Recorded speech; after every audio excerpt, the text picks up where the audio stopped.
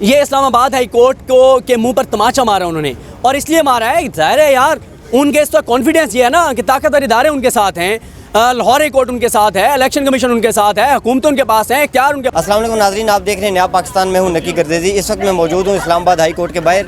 अब से कुछ देर पहले इमरान रियाज को गिरफ्तार कर लिया गया इस्लामाबाद टूल प्लाजा के पास से। इस वक्त मेरे साथ मौजूद हैं सीनियर सहाफ़ी सदीक जान। अस्सलाम वालेकुम। वालेकुम अस्सलाम। मैं वैसे जूनियर सहाफ़ी हूँ और अदना सर रिपोर्टर हैं। जी सर। सर ये बताइएगा कि इमरान रियाज को गिरफ्तार कर लिया गया, क्या रद्द-ए-अमल है सहाफ़ियों का? देखें, सहाफ़ियों के रद्द-ए-अमल से ज़्यादा पाकिस्तानियों का रद्द-ए-अमल है। आप यहाँ पर देखें कि एंकर्स 5-6 आए, अरशद शीफ साहब आए, समी इब्राहिम साहब आए, अमीर अब्बास साहब आए और 4-5 ही एंकर आए, लेकिन आम शहरियों को हमने देखा बड़ी तादाद में मौजूद थे। और इस वक्त भी आप देखें 2 बजने वाले हैं, लेकिन शहरियों की बड़ी तादाद जो है यहाँ पर मौजूद है।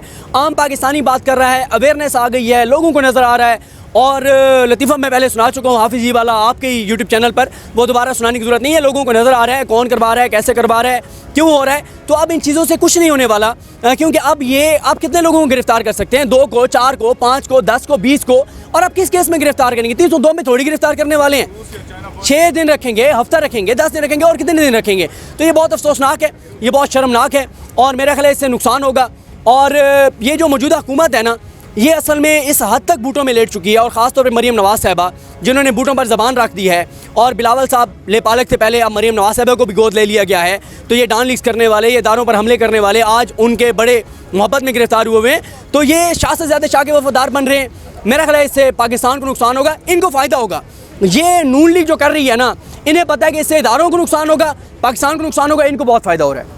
आप क्या समझते हैं? आज एक दिन पहले उन्होंने एक वीडियो पैगाम जारी किया जिसमें उन्होंने जनरल कमर जावेद बाजवा से मुज़ाकरात की बातचीत की थी। उन्होंने कहा मेरी फैमिली को टार्चर किया जा रहा है, आप मुझे गोली मार दें, मुझे गिरफ़्तार कर लें। आज उनको गिरफ़्तार कर लिया, तो अब आगे क्या होगा? देखें, आगे अब ज़ाहिर है 10 बजे का पता चलेगा। 10 बजे क्या होता है? हमारी तो ख्वाहिश ये थी और हमारा मुतालबा भी ये था कि रात को अदालत खुलनी चाहिए थी। चीफ जस्टिस साहब ने घर से ऑर्डर दे दिया।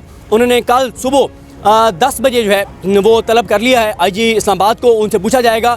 मेरा ख्याल है चीफ जस्टिस साहब को अभी रिटर्न ऑर्डर आने वाला है। हो सकता है जब आपकी वीडियो अपलोड हो आ चुका हो। हमारी कोशिश तो यही थी और मुतालबा भी है चीफ जस्टिस इस्लामाबाद कोर्ट से कि रिटर्न ऑर्डर में ये लिखा जाए कि इमरान रियाज खान साहब को भी यहाँ पर पेश किया जाए अदालत में। लेकिन ज़ाहिर रिटर्न ऑर्डर आएगा तो पढ़ के बताया जा सकता है कि क्या होगा उसमें। अच्छा, इस्लामाबाद हाई कोर्ट के सख्त इक़दाम थे कि हुक्म उन्होंने जारी किया था कि इमरान रियाज को मेरी इजाज़त के बगैर गिरफ़्तार न किया जाए।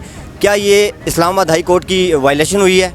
ये इस्लामाबाद हाई कोर्ट को के मुंह पर तमाचा मारा उन्होंने, और इसलिए मारा है, जाहिर है यार उनके इस पर कॉन्फिडेंस ये है ना कि ताकतवर इदारे उनके साथ हैं, लाहौर हाई कोर्ट उनके साथ है, इलेक्शन कमीशन उनके साथ है, हुकूमत उनके पास है, इख्तियार उनके। मैं ये अर्ज़ कर रहा था कि देखें आप, ये आपका जो चैनल है नया पाकिस्तान, अभी भी आपकी टीम हसनैन भाई और सारे हलकों में गए हुए हैं। अब जाके लहर तो देखें, आप आवाम की बात तो सुने, आप आवाम की आवाज़ तो सुने, आप आवाम का दर्द तो देखें, आप आवाम का दुख तो देखें। आवाम के साथ उन्होंने 90 दिन में कर क्या दिया है? अपनी ज़ात के लिए इन्होंने क्या किया? इन्होंने आकर EVM ख़त्म की, ओवरसीज़ का वोट ख़त्म किया, नैब ख़त्म की, इन्होंने आके नैब प्रोसिक्यूटर बदले, इन्होंने आके FI के प्रोसिक्यूटर बदले, इन्होंने आके ज़मानतें ली, इन्होंने अपने हक़ में केसेस करवाए। आवाम को क्या मिला? 250 का पेट्रोल, 280 रुपये का डीजल, बिजली महंगी, गैस महंगी, तबाही, बर्बादी, महंगाई। 9 बजे मार्केटें बंद कर दो, ताजरों से कुर्बानियाँ लेने, खुद आप दलालों में करप्शन लूट मार में लगे हुए हैं। तो ये हुकूमत जिस मकसद के लिए आई थी वो मकसद सबको नज़र आ रहा है। इनको मुसलत किया गया था, क्योंकि इनको मुसलत किया गया था, क्योंकि इनकी सर्विसेज ली गई हैं। उसके बदले में पे बैक भी तो करना है ना, और पे बैक इसी तरह से करना है कि लूट मार करें, अयाशी करें, आपको कोई नहीं पूछेगा। जब इमरान खान की हुकूमत को रुखसत किया तो रात को सुप्रीम कोर्ट 12 बजे उन्होंने अदालतें खोली, तो आज क्या सहाफ़ियों के लिए अदालत नहीं खुल सकती रात को?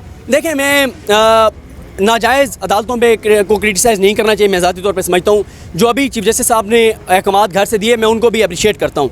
कम अज़ कम उन्होंने घर से अहकामात तो दिए, कल 10 बजे के लिए नोटिस तो किया।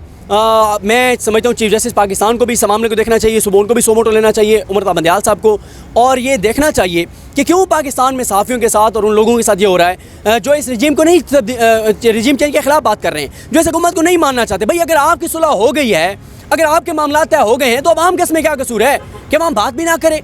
अवाम के साथ जो कुछ हो रहा है, अवाम उसके ऊपर जो है वो कोई अपना प्रोटेस्ट भी रिकॉर्ड ना करवाए। 25 मई को जो किया गया इस मुल्क के अंदर, वो आज इमरान खान साहब ने सही कहा। ऐसा लगता है कि हमको मकबूजा कश्मीर में रह रहे हैं, हमको फ़लस्तीन में रह रहे हैं, तो बहुत ही अफसोसनाक बात है।